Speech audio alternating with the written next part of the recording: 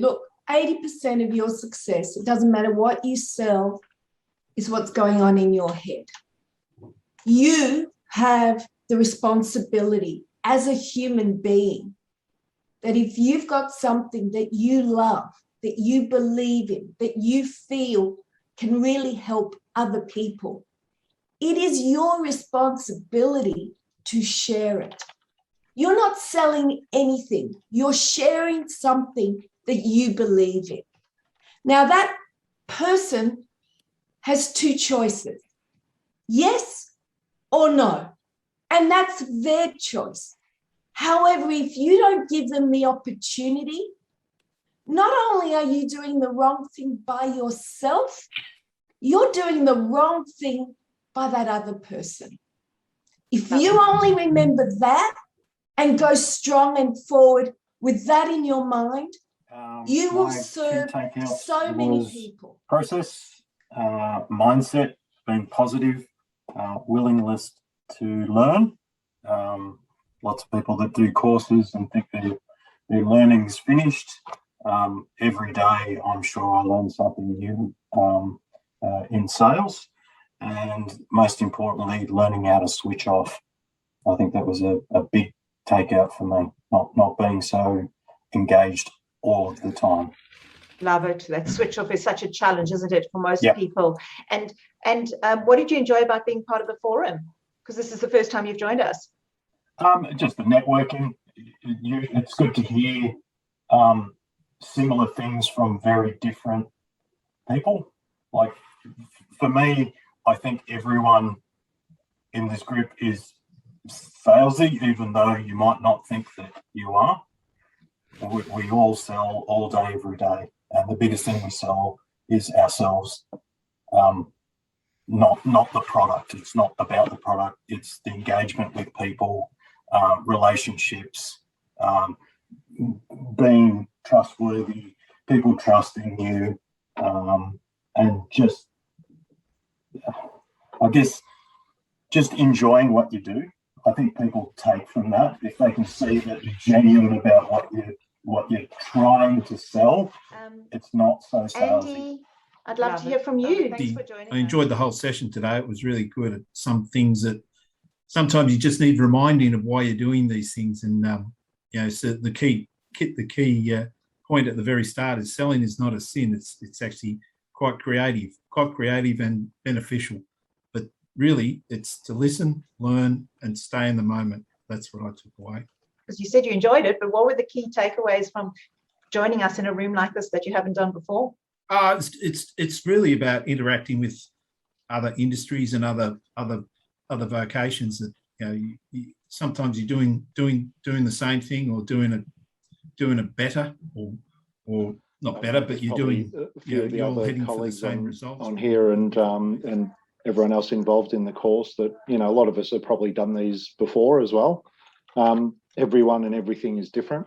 You can never come in and go, oh yeah, well, I know all that, because basically how many of us after we've done one of these courses have a couple of pages of notes, but does anyone pick them up and go through them 3 months, 6 months or 12 months later?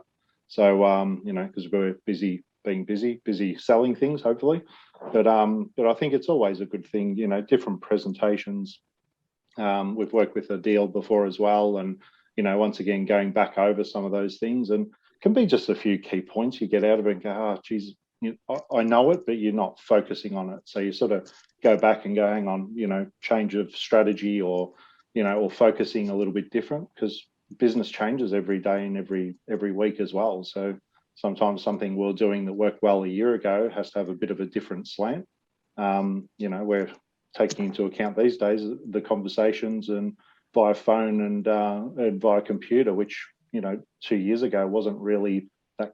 Was an important part of our business, but not the number one way we went about our business. So so now it's just certainly refreshers. There was a number of key points, obviously, that I really picked up. The one that I really loved was the bit that Tony sort of said, that about we don't sell, we actually we help people buy. I think that was a great way of looking at things. And obviously, I've been in sessions with Adele before, and I love to listen to her talk, and she resets your thinking. And I think that's a great thing to look at, is to think that we all have the skills, but we forget, or we put things in a drawer and we leave them there. We need to open the drawer and get them out every again and reset ourselves. So I think it's just good to hear people's different opinions and, you know, I suppose their take out of this meeting.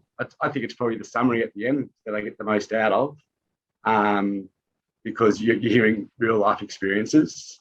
But for me, I said it in the meeting, is in the breakout room, is just to basically know what you're about to do, you know, prepare for it and get to the point. Processes. And as my line manager would probably that's basically it for me. agree. Some of my processes aren't that great, so I need to follow through a little bit better.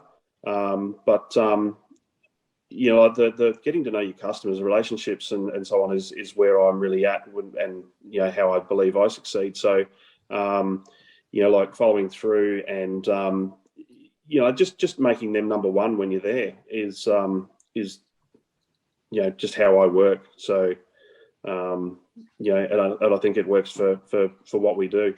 What I got out of this, as with the other guys said, great networking.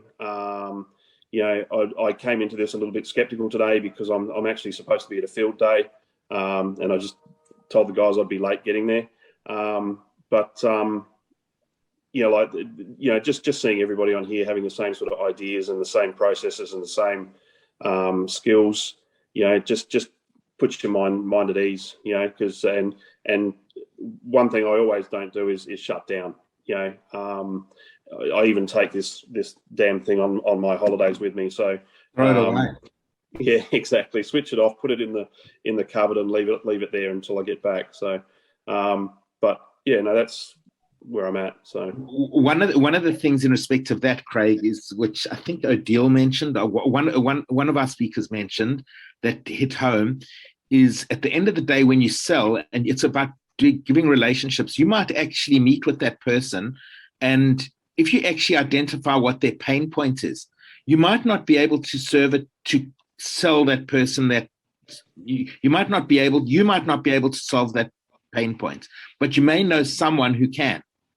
And exactly. By actually making that referral and sharing that contact with that person, you're actually you're getting sort of dollars in your bank account. You're getting kudos into your bank accounts. And it's not that they owe you, but they owe you.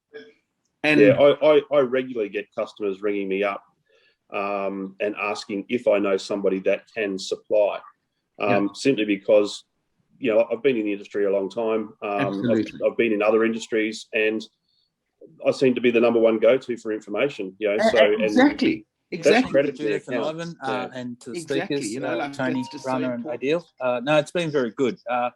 I've only been with Whites for about 6 months, but I worked for a corporate business prior to this. So, you know, these sorts of things were quite regular, but, you know, disc profiling and stuff like that, which can suit certain people. But this has definitely been beneficial. My takeouts from it, yeah, look, the process is definitely a big thing. And as we sort of spoke in our breakout room, it's definitely got to come from the top and go right down through the business. Look, as a lot of people have said, the disconnect is a massive thing that I need to work on. COVID probably hasn't helped that because you're at home and everything's just there. But no, the disconnect thing is definitely something that I aim to work on. But yeah, really, yeah, the process thing was a big thing for me with Odile and the McDonald's. I was one of those burger flippers as a school job, and look, they are very big on very customer service focused, and you know, there's a lot of things that I learned there that I still use in life today. With so like-minded no, people that was really good. in different industries. You know, I think, and a few other people have said it, selling is everything you do all day long, whether you're at home, at work, you're always selling. I agree with that 110%. For me, the big takeout was, and still is, and always will be, systems and processes. If you get that right in a business, you don't need the gung-ho salesman. You just need some committed people, and they all you know, aspire to that level, and they have structure, and you know, we're all singing from the same hymn book. I'm a big believer in that. and that had come up time and time again with all three speakers, which is really good.